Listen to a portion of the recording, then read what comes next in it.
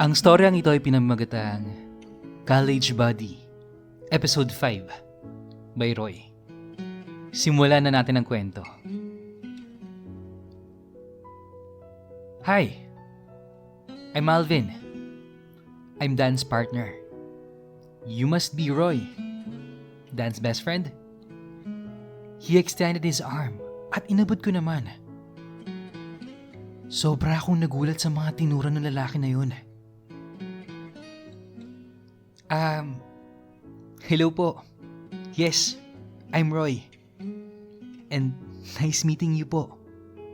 Pagbati ko at pagkamay ko kay Sir Alvin. Sobra talaga akong nagulat at nalungkot sa mga nalaman ko. Partner siya ni Dan. Habang si Dan naman ay nakatulala lang. Hi Dan, how's your day? Sabi ni Alvin, sabay akbay kay Dan. Okay naman Alvin. Let's get inside the car. Patuloy ni Dan. Nung pumasok na kami sa sasakyan, nasa backseat ako noon at nagtanong si Sir Alvin. Maaga pa naman guys no? Joyride muna tayo. Okay lang? Okay lang po. Sagot ko naman. Okay din sa akin. Pahabol ni Dan. Habang papalapit na kami sa lugar na pupuntahan namin, sobrang pamilyar sa akin ang place. Hanggang sa dumating na nga kami. Alright, so here we are. Sabi ni Sir Alvin. Nauna akong buwaba nun. Ito nga, sakto. Ito nga yung seaport na pinuntahan namin ni Dan. Yung bago matapos yung sem break. Sabi ng isip ko nun. Ano Roy? Ang ganda ng place, di ba? Sabi sa akin ni Alvin. Habang binubuksan ang likod ng sasakyan niya. Tapos, buwaba na rin si Dan. At pumunta sa likod ng sasakyan. Para tumulong kay Alvin. Para bang umiiwas ang tingin sa akin si Dan. Tumulong na rin ako. Naglatag kami ng beach mat at nilapag ang beer and can tapos yung mga chicherya. Ayan, perfect. Ang ganda talaga dito. Sabay upo ni Alvin. Umupo na rin si Dan. Katabi ni Alvin. Tapos, umupo na rin ako sa harap nila. So, how's the place, Roy? You like it? Tanong ni Sir Alvin sa akin. Yes, I actually love it. Sabi ko naman. Roy, please stop the sir. Kasi mas lalo akong tumatandaan yan eh. Dugtong pa ni Alvin nun.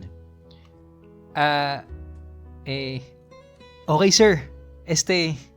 Alvin pala. Nakangiti kong sagot ko naman. Tol, bakit ang tahimik mo? Tanong ko kay Dan. Na may halong ngiti Okay lang ako tol. Para naman makapagpalagay ang loob ko ni Alvin. Kaya hinahayaan ko muna kayo mag-usap. Okay. Tapos binuksan ko yung beer. At sabay sabing, okay, open your beer and let's toast. Para sa inyong dalawa, Alvin and Dan. Cheers!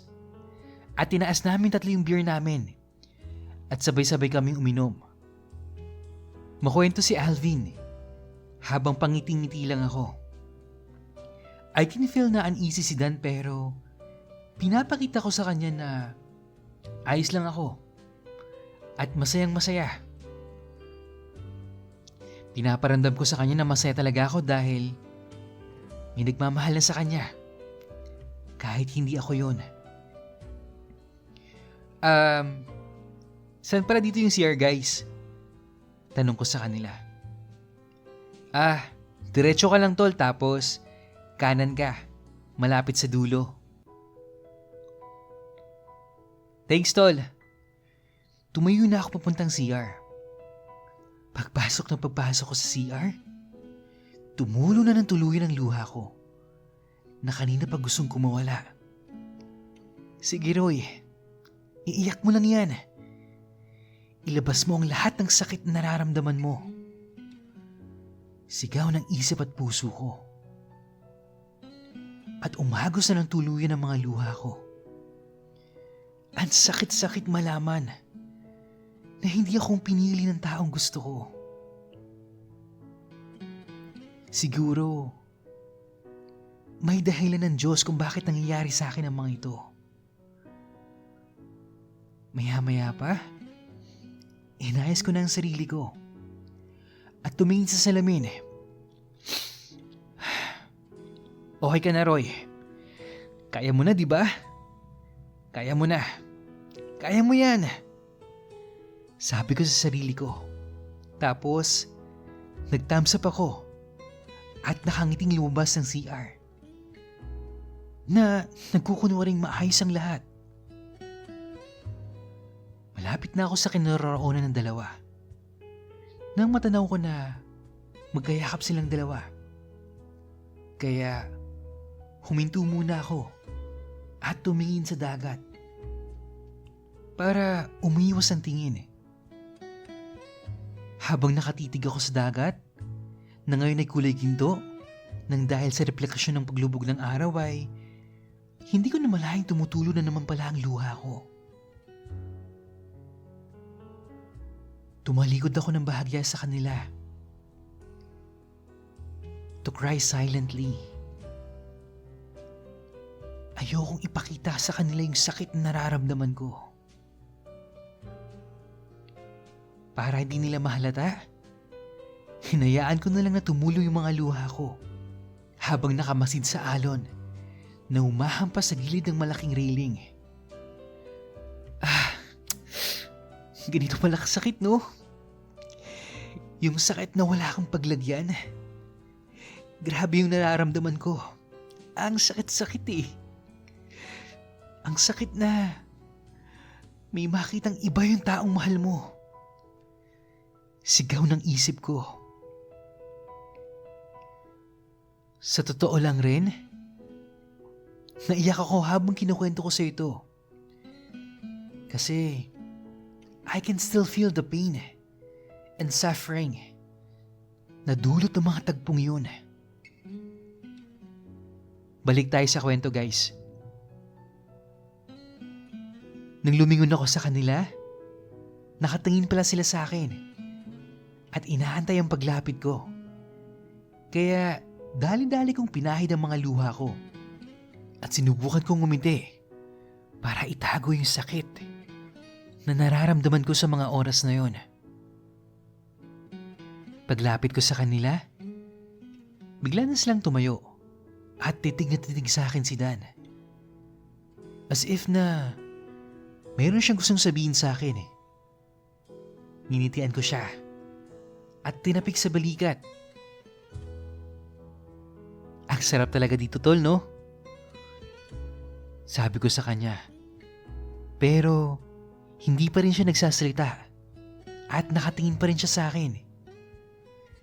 Bigla siyang inakbayan ni Alvin at sabay sabing, "Tara, uwi na tayo." Hindi naman sumagot si Dan. Tumango lang siya na titig pa rin sa akin. At nang makarating na nga ako sa bahay, saktong nagdi-dinner na sila tita. "O Roy, nandyan ka na pala. Halika, kumain ka muna." "Mano po tita?" Sige po tita, mamaya na lang kasi gusto ko muna sanang maligo eh. Medyo nanlalagit na kasi ako eh."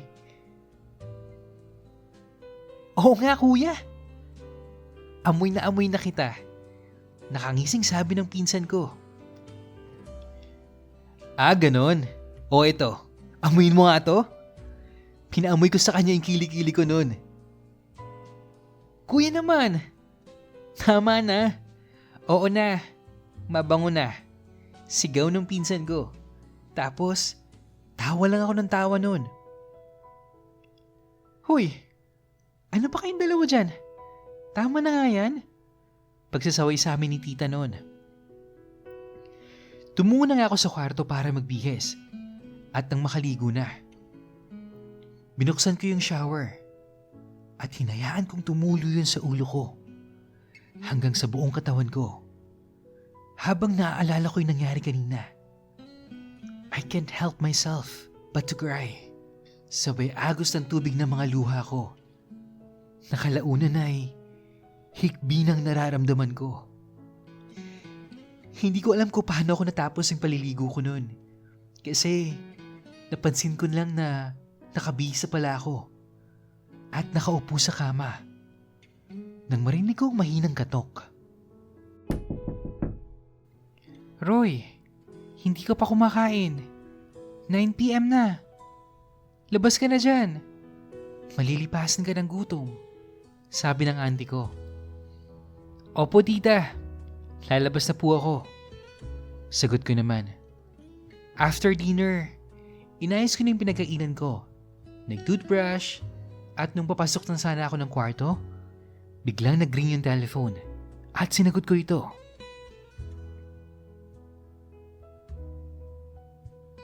Hello? Good evening. Bati ko sa kabilang linya. Hello tol, good evening. Sagot naman ni Dan. Oh, Dan! Tol, napatawag ka. What's up? Tanong ko sa kanya. Napilit kong pinapasaya yung boses ko para hindi niya mahalata na kakaiyak ko lang. Tol, can we meet? Sabi ni Dan. Oo naman tol, anytime. Tsaka kailan ba? Sabay-sabay kong tanong sa kanya.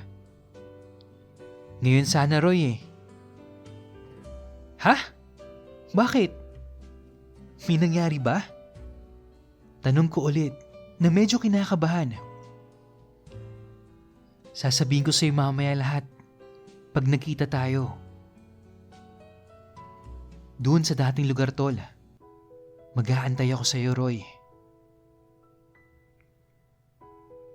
Nagpaalam muna ako kay tita at umalis na ako papunta sa lugar na tambayan namin ni Dan. Tol, I'm here. Pagbulaga ako sa kanya. Tumayo si Dan at biglang yumakap sa akin. Mahigpit at mainit ang pagkakayakap niya. Kaya niyakap ko na rin siya. Sabay himas ng likod niya.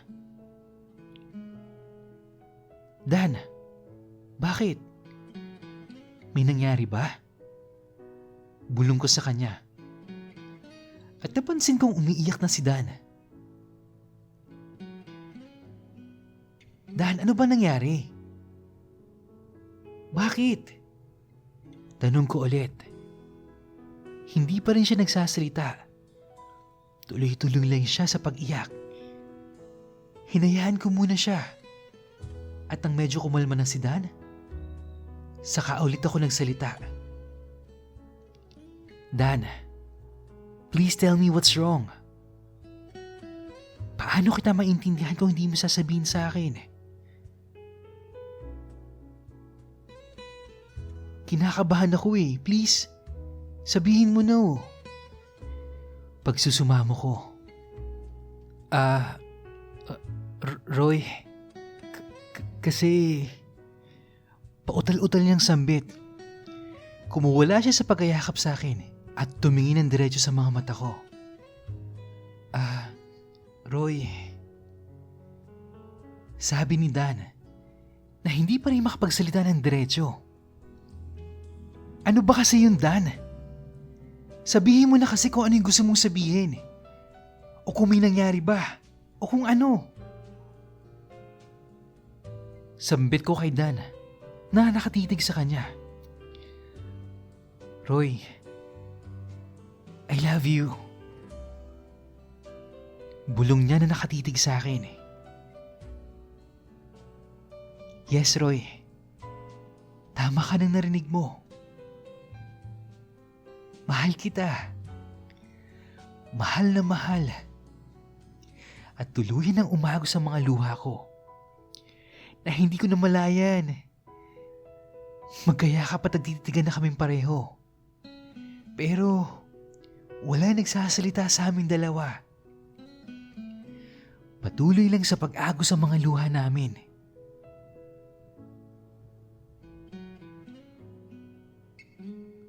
Dan,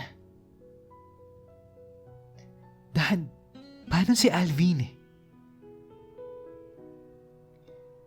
Okay na sa akin na masaya ka kasi nakikita kong masaya ka. Huwag mong sabihin na pagsasabayin mo kaming dalawa sa buhay mo. Tol, please naman. Huwag mo naman akong pahirapan oh.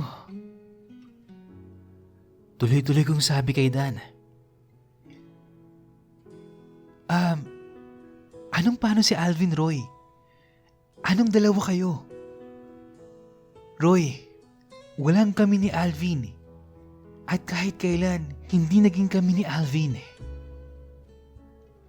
Paliwanag ni Dan. Ha? Paanong nangyari yun?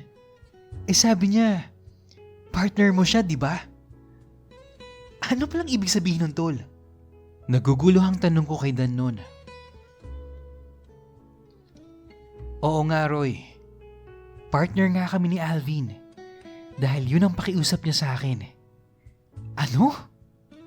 Anong pakiusap? Dan, pwede mo bang ipaliwanag ang lahat? Naguguluhan kong sabi sa kanya. Umupo kami at nagsimulang magkwento si Dan.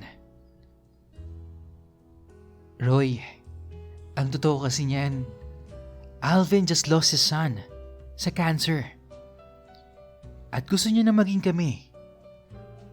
But I decline. Okay. Sabi niya, sige, kahit partner lang tayo, okay na ako doon. Para kahit daw papano, mabawasan yung mga pangungulila niya sa kanyang anak. At naikwento nga kita sa kanya. Sabi niya sa akin, pagbigyan lang muna siya. Kasi ilang araw na lang at pupunta na siya sa London. Para dun muna manirahan. Pansamantala. Together with his family. At siya mismo nagsabi sa akin na sabihin ko na raw ang nararamdaman ko sa'yo bago mauli ang lahat. It's like now or never. Mahabang kwento ni Dan sa akin. Kaya nga Roy, habang nandito tayo ngayon, nasa eroplano na si Alvin at yung pamilya niya patungong London. Dugtong pa ni Dan. Sandaling katahimikan nun. Siguro, pagkatapos ng 5 minuto, nagsalita muli si Dan. Roy, magsalita ka naman oh. I want an answer. Please Roy, sagutin mo naman ako. Hinawakan ko ang mukha ni Dan. Sabay sabing, Dan Paulo, I love you too. Mahal na mahal kita. Mahal na kita nung una pa lang. Gusto na kita nung una pa. I love the way you care for me. The way how you treat me. Mahal kita ng buong buo, Dan. At hinaghan ko siya sa labi. To seal my love for him.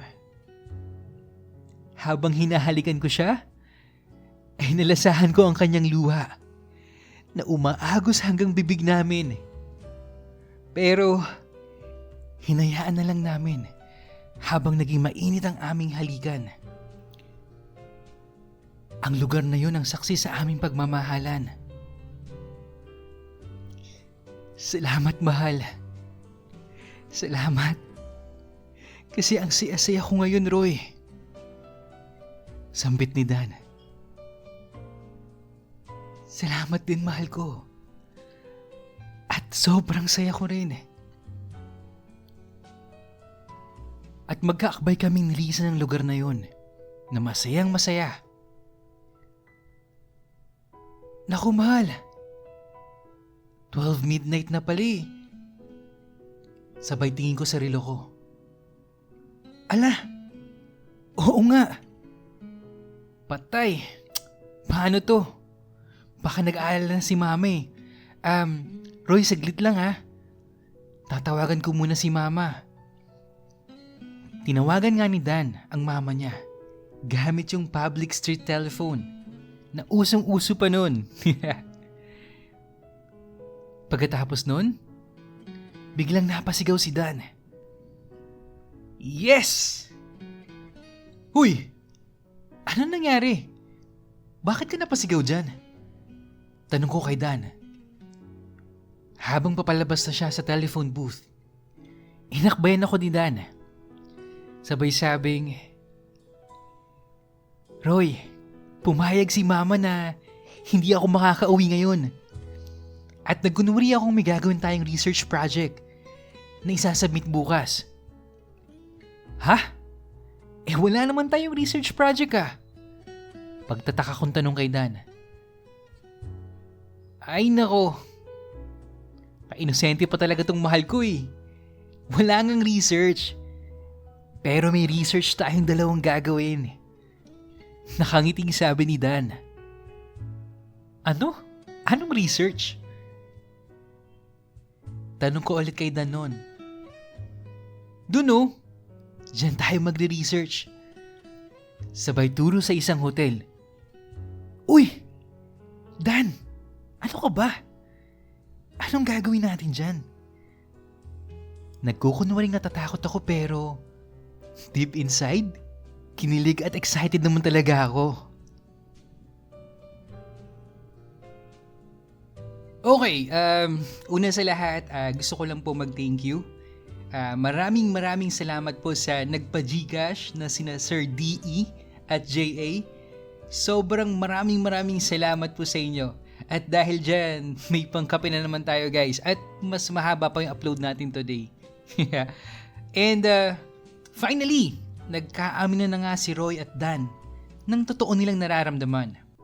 Pero hanggang saan kaya nila kayang ipaglaban ang kanilang pagmamahalan? At abangan nyo guys kung anong klaseng research ang gagawin ni Dan at Roy sa hotel. At sa mga gusto pa pong mag-send ng stories nila, email nyo lang yan sa iambrensantiago@gmail.com. At sa mga nag-send na po ng stories nila, thank you guys. Huwag kayong mag-alala, ina-narrate natin yan lahat. At yun lang po. At maraming salamat sa pakikinig. Hanggang sa muli.